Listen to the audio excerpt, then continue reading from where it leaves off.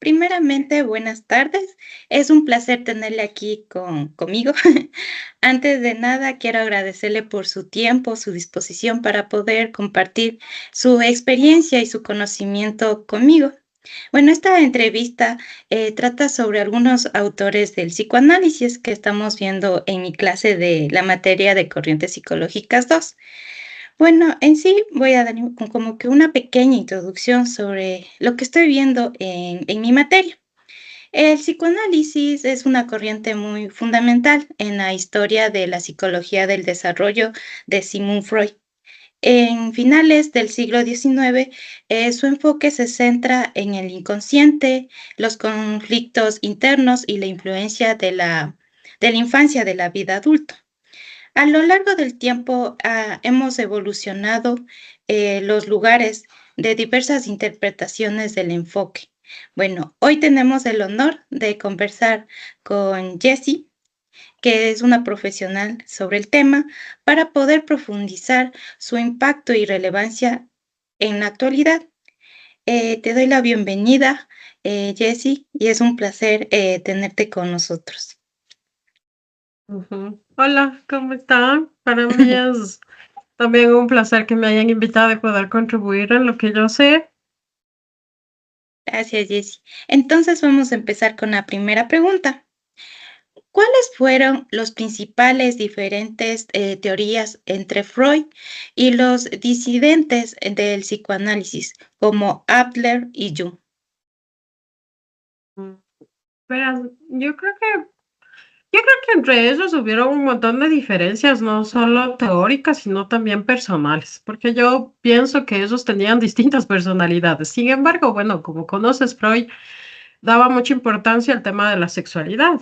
Él desarrolló el concepto de la libido y hablaba de que la sexualidad es una energía, ¿no? Que nos posee y que en base a eso nosotros crecemos con esa energía, nos relacionamos, le daba mucha importancia a la sexualidad, incluso imagínate, Freud en esos años habló de la sexualidad infantil, que era un boom y fue desastroso, por eso sí, él, desastroso para la sociedad, pues porque Claro. incluso hasta hoy por hoy la sexualidad es un tabú para Ujú. muchas culturas, ¿no? Entonces, en ese entonces que Freud te hable, ¿no? De la sexualidad, era wow, o sea, ¿qué está hablando este señor, no?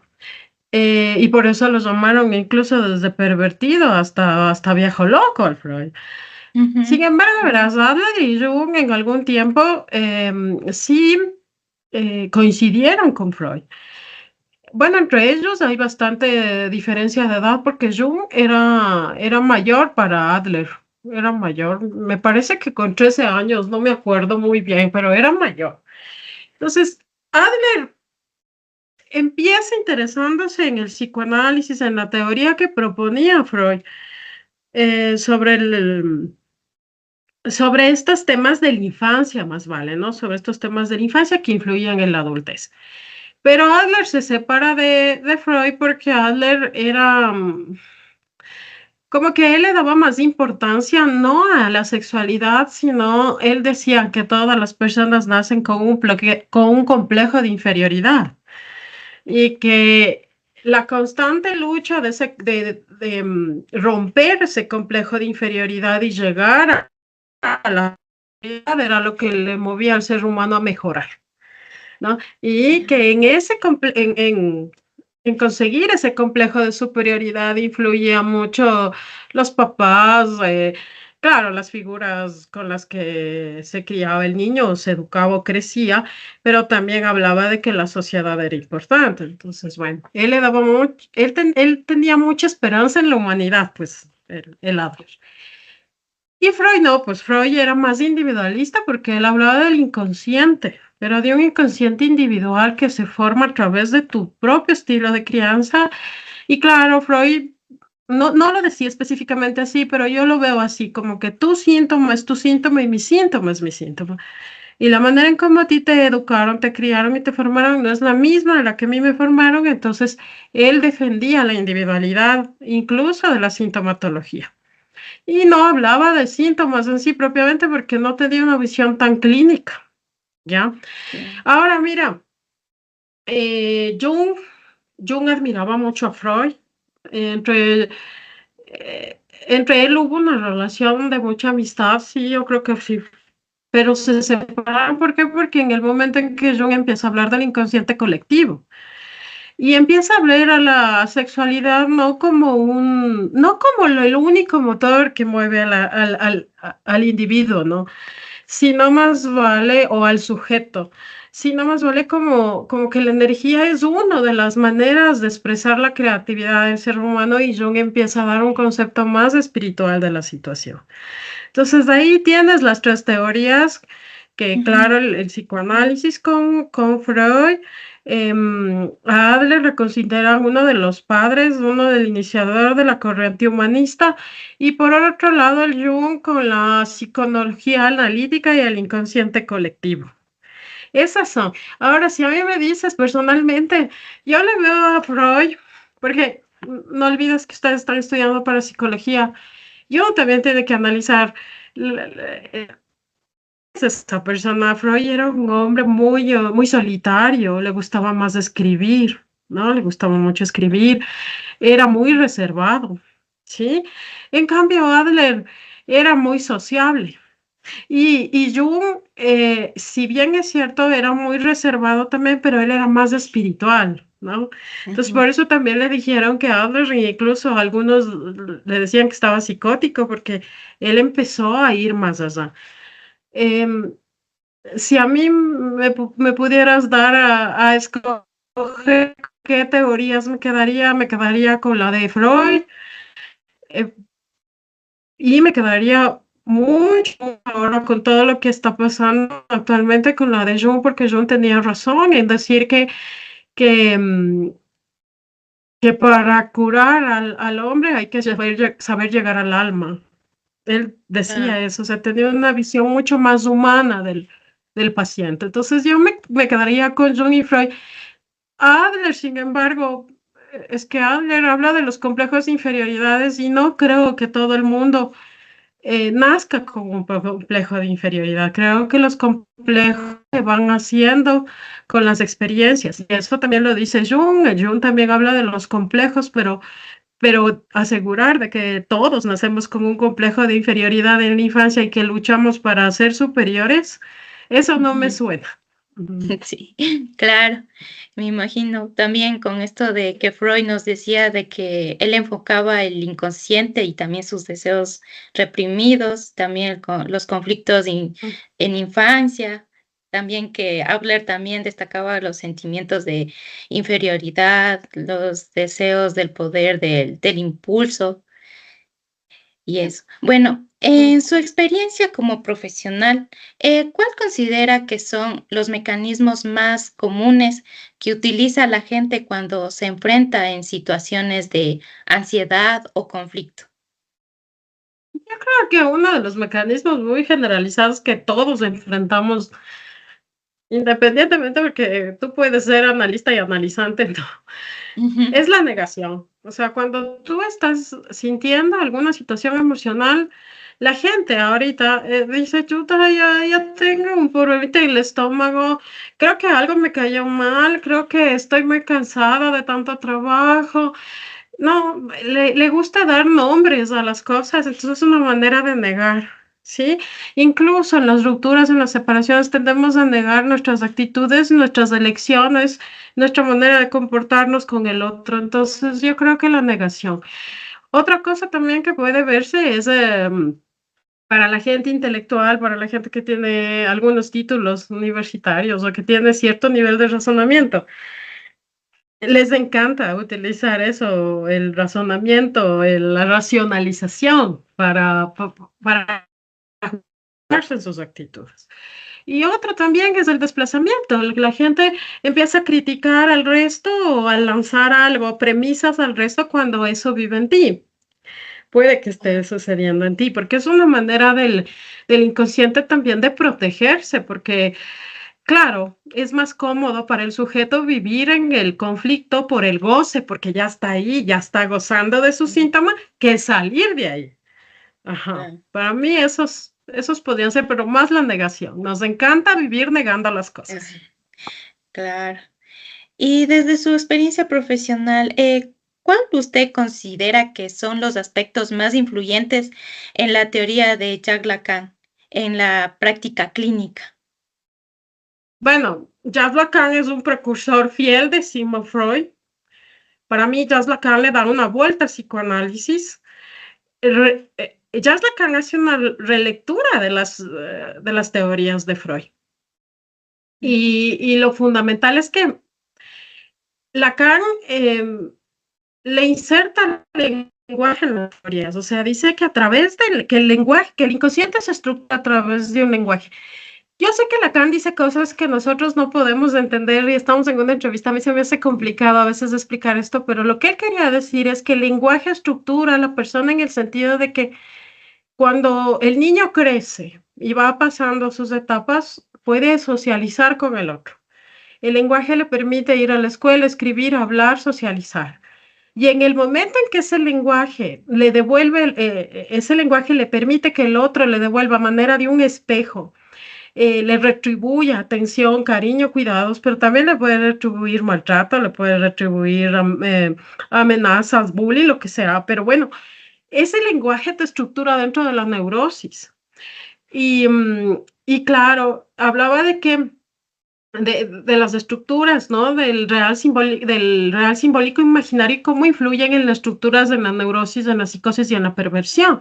Entonces, yo creo que ese tema esos temas importantes.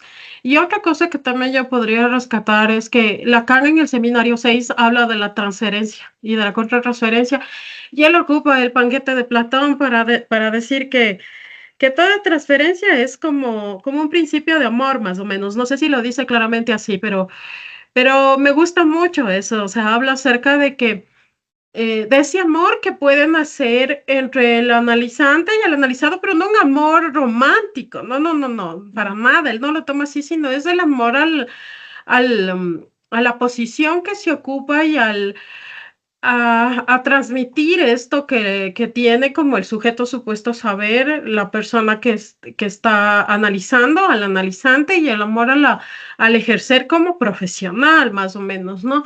Entonces, sí, a mí me parece eso también importante. Eso es lo que te puedo decir, aunque Lacan habla de un montón de cosas, habla del goce, habla del deseo, habla del gran otro, o sea, del gran otro como el gran otro perdido, que es esa madre.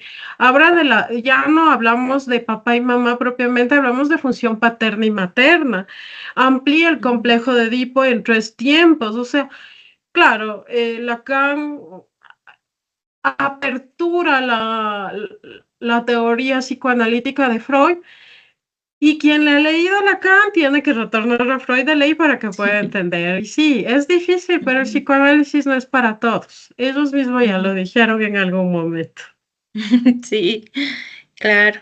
Bueno, en la actualidad, en el auge del consumo inmediato de la gratificación instantánea, ¿cómo se manifiesta el papel del super yo o individuo cuyo yo parece debilitado para la influencia del ello?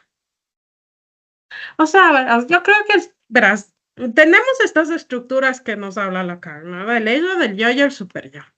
Ujú, Y claro, el superyo es eso que te está impulsando a lo que debería ser, entre comillas. Esto es lo que yo debería hacer. Y en el superyo pueden ir un montón de voces. Yo les decía a mis alumnos en algún momento, bueno, ahorita no estoy dedicada a la docencia, pero algún rato pienso regresar. Les decía que el superior es como esa voz de grillos que están ahí diciéndote, no, eso no se hace así, eso no se hace así, no como que censurándote. El ello más bien es la voz del diablito de hazlo, hazlo, hazlo, ¿no? Y ujú. el yo tiene que mediar entre el ello y entre el superior. Claro, y el yo se ve amenazado por estas dos cosas. Pero ¿qué pasa? Yo creo que, ¿qué pasa con el super yo a nivel actual? que sí puede haber un super yo debilitado porque, ¿qué te dice la sociedad de consumo ahora? Mientras más likes tengas en ING, en Instagram, pues eres más influyente. Entonces, haz videos de TikTok para que la gente atraigas la atención. Cómprate las zapatillas Prada, por decirte, ¿no? Sí, Y si vamos a los excesos, ¿no? Bebe tal alcohol, fuma tal hierba o anda esto, o sea, anda de viaje, todas esas cosas que están ahí. Entonces, yo creo que un super yo muy debilitado puede dejarse influenciar de estas cosas que la sociedad ha establecido como estándares. Y un super yo demasiado fuerte puede obligar al individuo a vivirse todo el tiempo perfeccionando y todo el tiempo en esa presión, en esa neurosis muy difícil de manejar.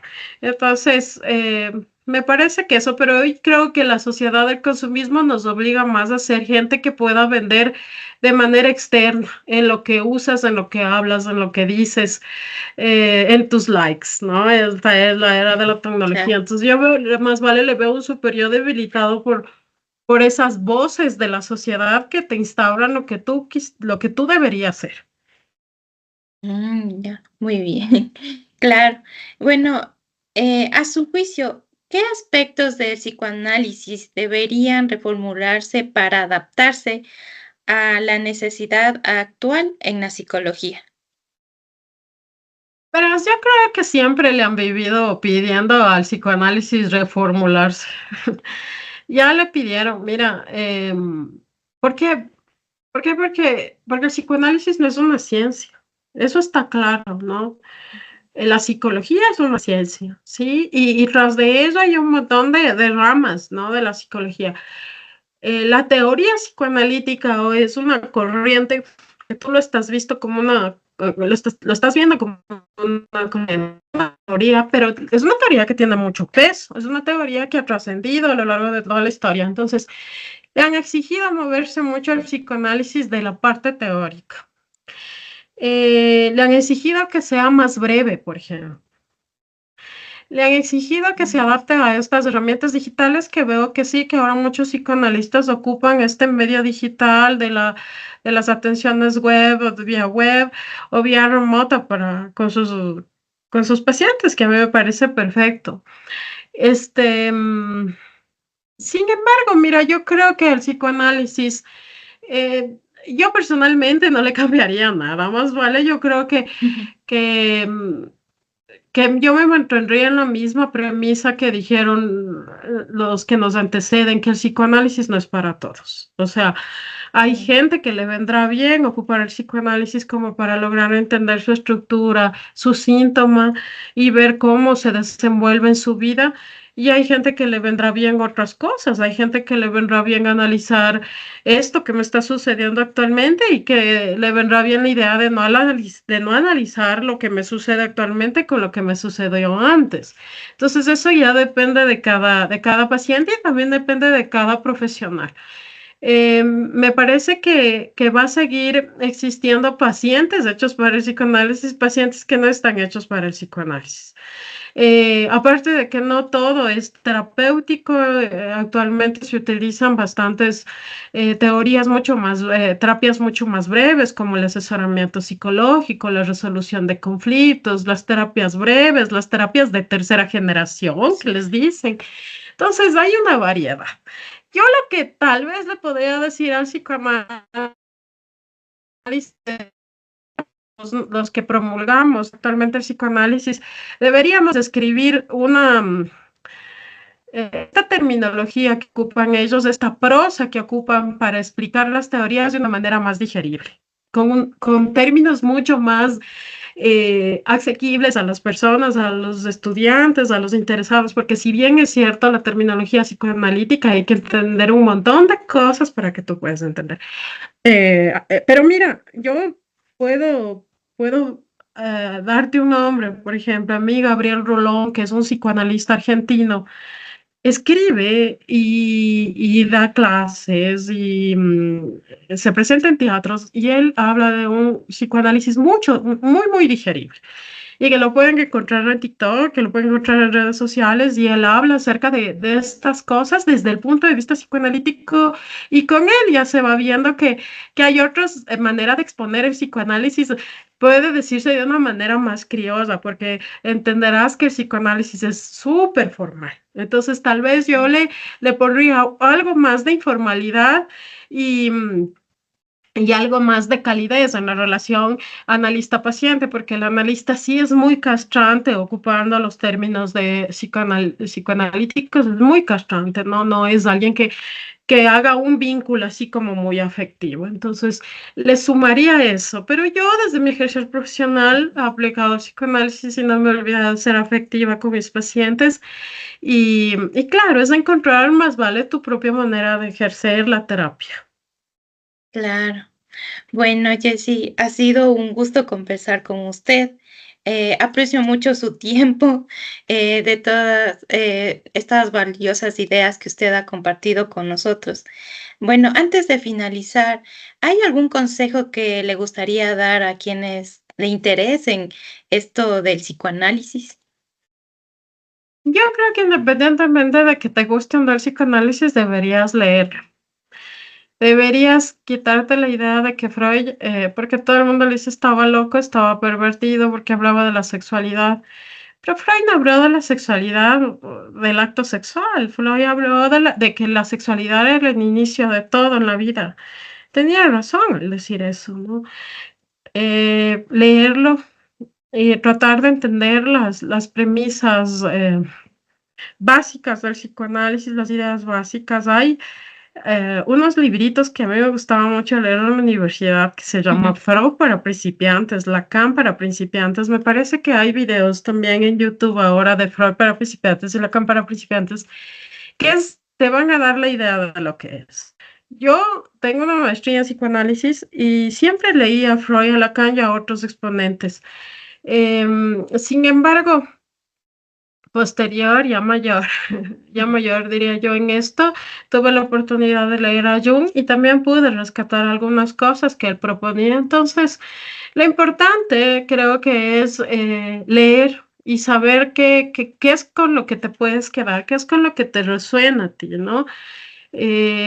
Y si yo pudiera darles un consejo a ustedes que son futuros psicólogos, es que entiendan que los síntomas al parecer se agudizan en el presente, pero es algo que se construye desde mucho antes. Entonces, es como que tú fueras al doctor y quisieras, no sé, arreglar una herida, pero esa herida está más profunda y tienes que ir hasta más adentro para poder hacer que eso se cicatrice con medicamentos, con cirugías, con esto, para que esté bien externamente. Entonces, ya Lacan decía que nosotros somos como unas capas de cebolla, ¿no? Entonces, estamos rodeados de muchas capas y tenemos que entender eso, nosotros también tenemos que entender eso y quedarnos con lo que nos hace bien, porque a la final el tema es que nosotros podamos ser sujetos libres de pensamiento y que entendamos cuál es nuestro síntoma, vivir de una manera en que no te hagas daño ni que hagas daño al otro. Lo importante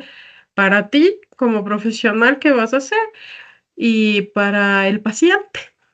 Eso. Muchas gracias, te agradezco, Jessy. Valoro todo tu conocimiento que me has dado y gracias por esta entrevista. Me Ok, despido. que les vaya bien. Chao. Gracias. Bye. Chao.